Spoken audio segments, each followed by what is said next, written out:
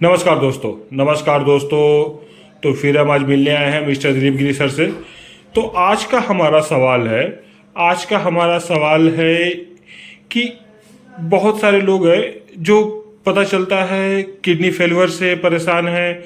आगे चल के किडनी में ये इन्फेक्शन हो गया, वो इन्फेक्शन हो गया, किडनी का इन्फेक्शन बहुत ज़्यादा बढ़ गया। तो वो हम लोग को आम भाषा में कहा जाए, शुरुआत में पता ही नहीं चल पाता है कि किडनी का इन्फेक्शन हुआ है। अब पता ही नहीं चल पाता है, तो कोई समझ नहीं पाता है। तो सर से आज हमारा सवाल होगा कि सर, शुरुआती दौर में अगर हमारा किडनी इन्फेक्शन होता है या किडनी में किसी तरह का प्रॉब्लम होता है तो कैसे पहचानेंगे कि हमारा किडनी में कोई प्रॉब्लम हो रहा है। नमस्कार सभी दर्शकों को मेरी ओर से। मैं दिलीप गिरी क्लासेस में आप सभी दर्शकों का स्वागत है। और आज का जो सवाल है कि किडनी रोगी का पहचान क्या है, तो किडनी रोगी का पहचान जब हम देखेंगे तो सबसे पहले देखते हैं उसका जो है यूरिन कम मात्रा में पास होगा, एक नंबर।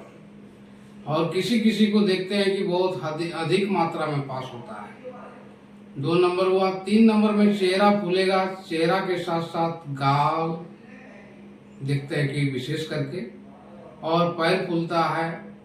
उसके बाद जो है हम लोग डिफरेंशियल डायग्नोसिस में जाते हैं कि आखिर किस कारण से फूला। तो देखते हैं किसी किसी मरीज को पैर तो हीमोग्लोबिन कम रहने की वजह से भी फूलता है, लेकिन जांच में जब हम जाते हैं तो सबसे पहले ब्लड यूरिया, क्रिएटिनिन यानी KFT किडनी फंक्शन टेस्ट करवाते हैं।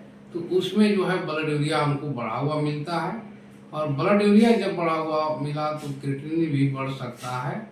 ये पहचान है, और इसी के तहत जो है मरीज को इलाज दिया जाता है।